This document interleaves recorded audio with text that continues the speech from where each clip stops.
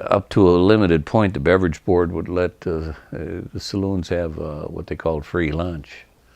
A lot of the saloons went overboard, and I guess the politicians got calls from the wives that the old man wasn't coming home to supper, but he was, eating supper at the bar and drinking all through it and afterwards too, and wouldn't come home.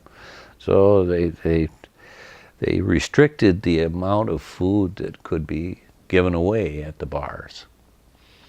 And so they were pretty tight with that.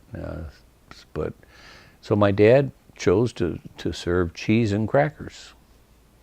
And gee, nobody could argue with that. That was just, like hors d'oeuvre. It certainly wasn't a meal.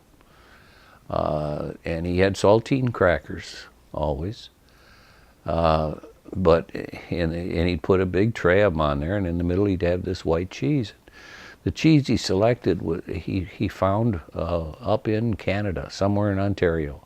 I went with him once, I think, to get that cheese to the cheese factory that made it. It was a family affair, and very unusual cheese because it was a white Canadian cheddar. Very, very good, but extremely salty. And